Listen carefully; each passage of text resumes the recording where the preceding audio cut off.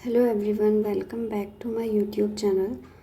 तो यहाँ मैं बात करूँगी मेंस का, जो भी आपको अभी ऑब्वियसली प्री हो चुका है या फिर अभी एक दो शिफ्ट बाकी हो, तो अब आपको मेंस का करना चाहिए और क्या कैसे शुरू करना चाहिए, क्या करना चाहिए। जो मेरा एक्सपीरियंस है मैं उसी के अकॉर्डिंग बताऊँगी। मैं लास्ट 2 ईयर मैंने लास्ट ईयर भी दिया था, उससे लास्ट ईयर भी दिया था मेंस, तो मेरे को पता लग गया है कैसे क्वेश्चंस आते हैं, क्या रहता है और मेरा क्यों नहीं हुआ मैं वो भी बताऊंगी, मेरा ना होने का रीज़न भी। तो ओके, शुरू करते हैं वीडियो। सबसे पहले तो मैं ये बोलूँगी, अभी कुछ लोगों को कन्फ्यूज़न होगा, ऑब्वियसली सबको होता है इंक्लूडिंग मी, ठीक है, कि पता नहीं प्री हो ना हो, पता नहीं हुआ और हमने स्टार्ट कर दी प्रिपरेशन। तो पहली बात तो ये है, तो ये है कि जिसके भी अटैम्प्ट है ना आपके, क्योंकि इस बार पेपर का लेवल अप है, ये मैंने आपको मैंने अपना अटैम्प्ट शेयर किए थे उसमें भी बोला था, पेपर का लेवल इस बार अप है। तो ऑब्वियसली जिसके अटैम्प्ट है ना 55 के आसपास हैं, या फिर जहाँ हायर साइड कट ऑफ जाता है उन स्टेटमेंट लाइक जैसे राजस्थान हो गया, यहाँ पे हाई रहता है कट ऑफ, बाकी यूके उत्तराखंड हो गया इधर की साइड, या फिर ऐसे तो इन जो स्टेट है ना जहाँ हाई रहता है कट ऑफ, हरियाणा वगैरह, तो यहाँ पे किसी के 55 प्लस भी है ना विद एक्यूरेसी के साथ में, तो वो आराम से मेंस की करो बिना कुछ सोचे समझे, ठीक है। और ऐसी बात नहीं है कि 55 से कम है वो भी आराम से कर सकते हैं, क्योंकि नॉर्मलाइजेशन में देखो जो टफ शिफ्ट होती है ना उनके 8-8 नंबर भी बढ़ जाते हैं, मैंने देखा है, ठीक है। मेरे भी बढ़े हैं, लास्ट से लास्ट ईयर मेरे 3-4 मार्क्स बढ़े थे।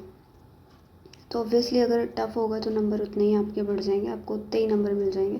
तो बिना कुछ सोचे समझे मेंस की प्रिपरेशन करो, नहीं तो आगे किसी एग्ज़ाम में काम तो आएगी, ख़राब तो कुछ होना नहीं है। तो अभी आपको मेंस में लग जाना चाहिए। सबसे पहले मैं 1 बाई 1 सब्जेक्ट की बात करूँगी। देखो ये है, रीजनिंग आता है, क्वांट आता है, इंग्लिश हिंदी में से कोई भी आपको एक तो हिंदी इंग्लिश यहाँ पे ऑप्शन होता है, ऑप्शन अकॉर्डिंग आपको जहाँ सिलेक्ट करना है एंड देन उसके बाद होता है जनरल अवेयरनेस, कंप्यूटर, ये सब्जेक्ट होते हैं। सबके 40 क्वेश्चन होते हैं। मैथ और रीजनिंग का वेटेज जो होता है वो ज़्यादा होता है।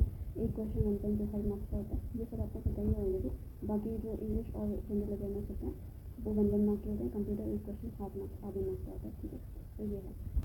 अब मैं आपको जो भी मैंने एक्सपीरियंस किया लास्ट 2 ईयर में इससे कि क्या है, क्यों मेरा मुझे क्या लगा, कौन सा सेक्शन टफ लगा, कौन सा नहीं, तो मैं बताती हूँ। सबसे पहले जनरल अवेयरनेस की अपन बात करते हैं।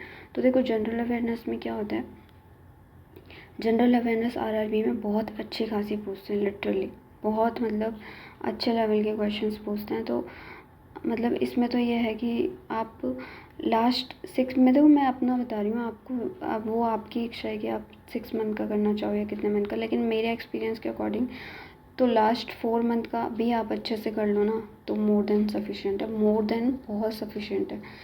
क्योंकि इतना ही आता है, 4 महीने में ऑलमोस्ट कवर हो जाता है। कुछ ही क्वेश्चंस जो है 4 महीने से पीछे के जाते हैं।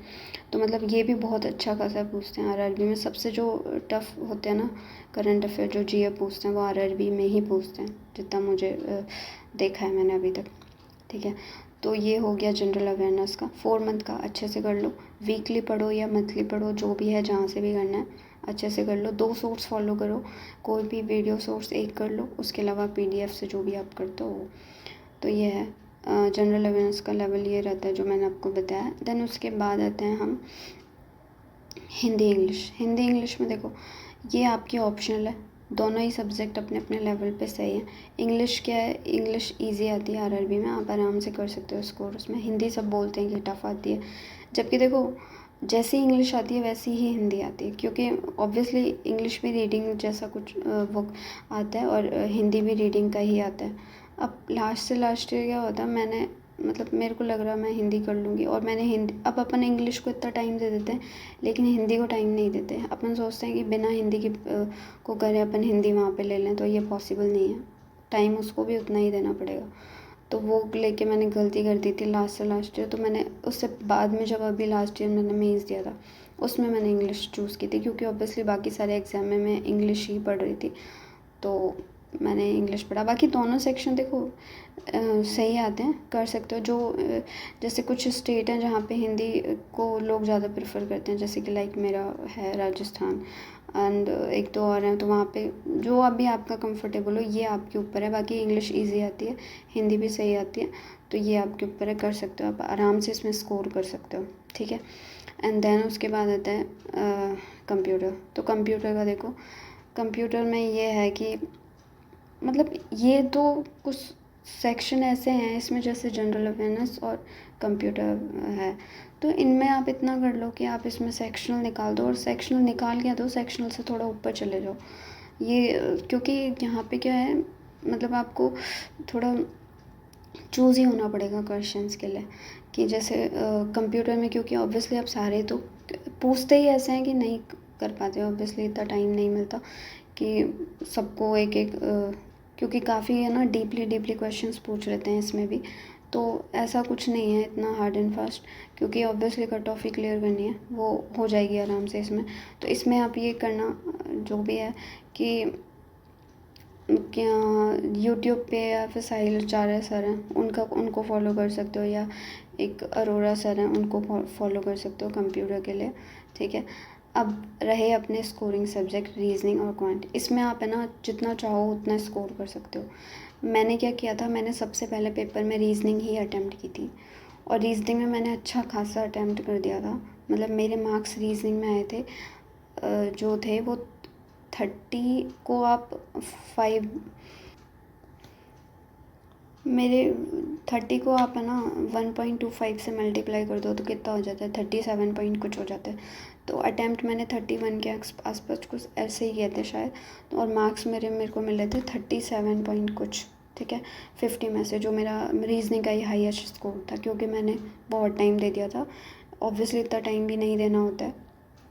उसके बाद मेरा क्वांट का था, क्वांट के भी मार्क्स मेरे को याद हैं, ज़्यादा तो नहीं थे मेरे, 18 के आसपास मेरे मार्क्स थे। मैंने सबसे पहले रीजनिंग करी, रीजनिंग में मैंने अच्छा खासा स्कोर कर दिया था। और मेरे को आपको लेवल बताऊं, रीजनिंग का लेवल ऐसा होता है कि आप आराम से कर सकते हो, मतलब कुछ इतना नहीं होता, नॉर्मल आपको थोड़ा ना ऐसे मिलेगा जैसे SBI PO का प्री मान लो आप इसको, ठीक है।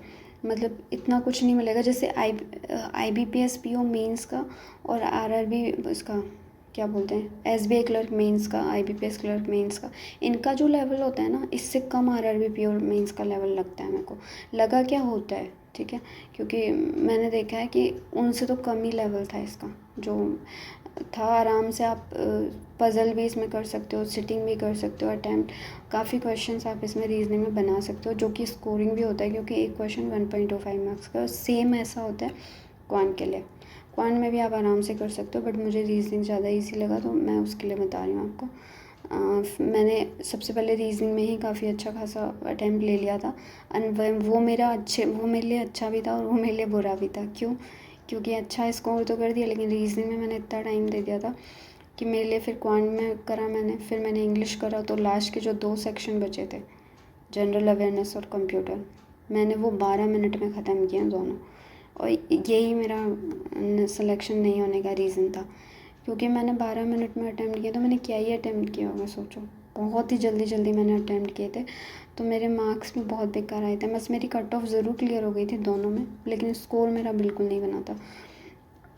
जो मेरा स्कोर आया था वो रीजनिंग और क्वांट में और इंग्लिश में जो थी, इनमें था। इंग्लिश में भी मेरा इतना कोई ख़ास स्कोर नहीं था, 17-18 नंबर थे, एंड क्वांट में भी मेरा इतना ही था, 18 के आसपास थे, एंड रीजनिंग में मेरा अच्छा खासा स्कोर हो गया था। और बाकी इन 2 सेक्शन में तो मेरे को लगता है एक में 8 नंबर थे और एक में कट ऑफ ही क्लियर हुई थी जस्ट कंप्यूटर में, तो ऐसा मेरा स्कोर था। ये इसीलिए था कि मैंने क्या हुआ, रीजनिंग में ज़्यादा टाइम दे दिया था। रीजनिंग ईजी तो थी, ईजी के चक्कर में मैंने कहा और कर लूँ, इतने में बहुत टाइम हो गया। तो आपको करना क्या है, देखो लेवल मैं आपको बता रही हूँ, अभी तक तो यही था। इस बार का लेवल क्या हो ये मैं नहीं कह सकती, क्योंकि इस बार प्री का भी लेवल बढ़ गया। अभी तक तो मैंने यही देखा है कि रीजनिंग का सही आता है, करने लायक आता है, कर सकते हो आराम से अच्छा खासा। जो टफ़ लेवल आता है क्वांट का भी सही आता है, आप कर सकते हो। जो टफ़ लेवल आता है ना, वो आता है जनरल अवेयरनेस का। टफ़ मतलब आप इसमें इतना ही करो कि हाँ आपका काम हो जाए, 10-15 मार्क्स आ जाए, ठीक है। बाकी अच्छा हो जाए इस किसी का तो वो बात अलग है, काफ़ी लोगों का जनरल अवेयरनेस भी अच्छा होता है, ऐसी बात नहीं है, तो वो है। इसके बाद आता है कंप्यूटर। तो कंप्यूटर में भी आप इतना कर सकते हो। वैसे कंप्यूटर ऐसा नहीं, कंप्यूटर में भी आप मार्क्स ले सकते हो। हालांकि इतना स्कोरिंग नहीं है कंप्यूटर, तो इसको बहुत कम टाइम देना, क्योंकि स्कोरिंग नहीं है। ऑब्वियसली एक क्वेश्चन हाफ मार्क्स का है, ठीक है। तो स्कोरिंग तो यही है, मैथ्स और रीजनिंग, और ऑब्वियसली 1.25 का एक क्वेश्चन है। और क्वेश्चन भी ऐसे आते हैं कि आप कर सकते हो, कुछ बड़ी बात नहीं है। वहाँ पे आपको 3-4 सिटिंग पजल ऐसा मिल जाएगा। मिसलेनियस भी मिलते हैं, डीएस वगैरह, क्वांटिटी के क्वेश्चन, ये वो। तो मतलब सब है, इनपुट आउटपुट वगैरह आप कर सकते हो इजीली इसमें स्कोर। ऐसा नहीं होता जैसे पीओ मेंस का होता है, तभी तो आरआरबी में कट ऑफ इतनी चली जाती है। क्योंकि ऑब्वियसली 2-3 रीज़न होते हैं कट ऑफ हाई जाने के। क्योंकि एक तो इसमें इंग्लिश और हिंदी में से चूज़ ही होता है, मतलब ऑप्शनल होता है, आप कुछ भी ले सकते हो। दूसरा ये कि इसमें जो होता है ओवरऑल टाइमिंग होता है, और ये कि इसमें जो होता है इजी होता है। सारे मतलब मेंस है ना, उसमें सबसे जो है लेवल, वो आरआरबी के एग्ज़ाम का ही होता है। मतलब मेंस इसमें करने लायक होता है, आप कर सकते हो इजीली इसको आराम से। तो यही है, जो भी आपको देखो कंफर्टेबल सेक्शन लगे। जैसे आप इंग्लिश में अच्छा स्कोर करते हो तो सबसे पहले इंग्लिश को सेलेक्ट करो, मेरा मानना तो यह है। एंड उसके बाद आप जनरल अवेयरनेस कंप्यूटर को निपटा दो। अगर इसको नहीं करना चाहते तो इंग्लिश को करने के बाद आप रीजनिंग और क्वांट को कर लो। इन दो को लास्ट के लिए रख लो, पर इन दो को साथ ही लेके चलना, या तो इन दो को इंग्लिश हिंदी के बाद, या फिर इन दोनों को बिल्कुल लास्ट में, ठीक है, ऐसा करके। तो ये था जो मैंने एक्सपीरियंस किया है। बाकी मैं कुछ भूल गई हूँ तो आप एक बार कमेंट कर देना, नहीं बता पाई हूँ। तो ये था जो मैंने एक्सपीरियंस किया लास्ट ईयर। एंड इस बार थोड़ा मेरा चेंज करा है मैंने कुछ। मैंने मार्क्स भी अपने जो भी मैंने मेंस के मॉक दिए थे 2022 वाले, मैं पहले दे चुकी थी 2022 वाले, ये मैंने वापस से परचेज़ करके नई आईडी से वापस से दिए। जैसे गाइडली का मॉक मैं पहले नहीं देती थी, इस बार मैंने गाइडली के मेंस भी दिए 2022 वाले।